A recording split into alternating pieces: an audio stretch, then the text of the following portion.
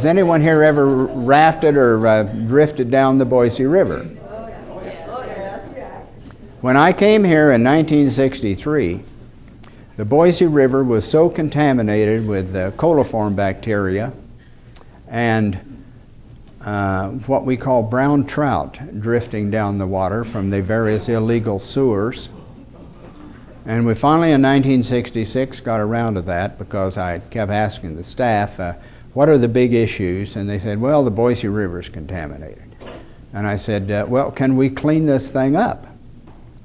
And they said, well, we don't know whether we can clean it up or not because all we have are coliform counts, which I think then the limit, over 50 years ago, I think it was 500 coliform per 100 ml of water.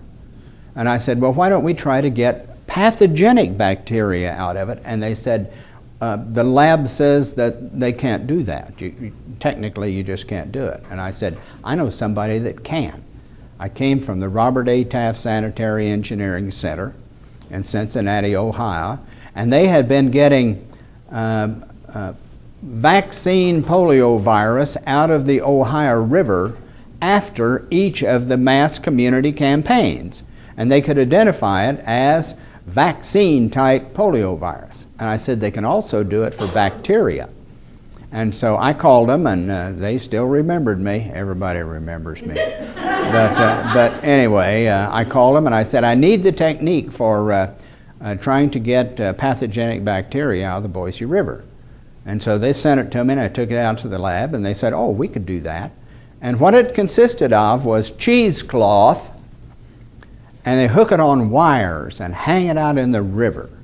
And they wait for a period of time, and then they take the cheesecloth out, take a bag, fill with nutrient media, and put the cheesecloth in it and squeeze it up like this and centrifuge it and plate it out. And so we didn't have any cheesecloth and couldn't find any, so we had to use the nearest material, which happened to be Kotex.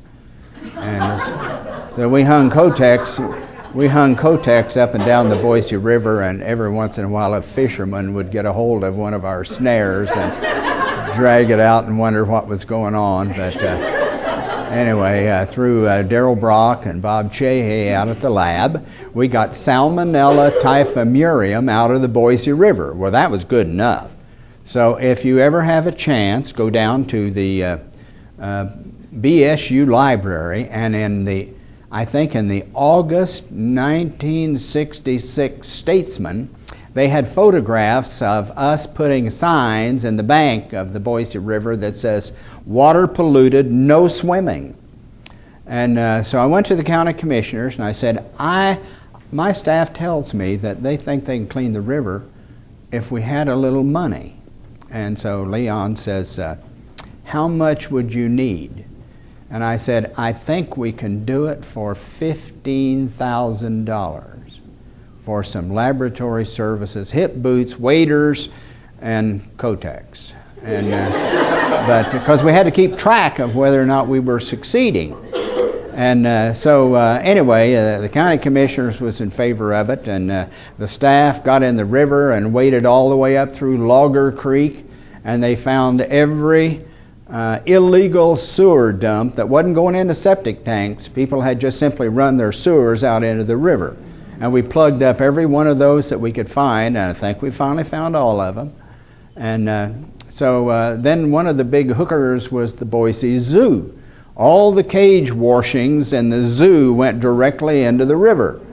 And so Orlando Dalkey went to the city, and he knew all those folks, and he went up there and he said, we're trying to clean up the river.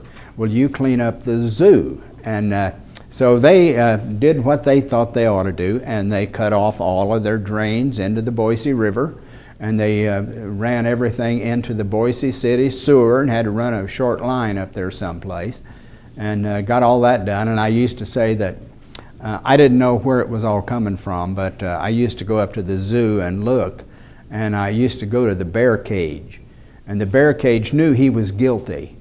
And so when I would stare at him, he'd look away and then go back in his little alcove because he felt guilty. But anyway, that's how we cleaned up the Boise River. And we got it clear enough that people could now raft it and swim in it, and they've been doing that ever since. Total cost, staff time, and $15,000. And all you had to do was get in the river and do it. And there's a little aside that after they turn the camera off, I'll tell you about that.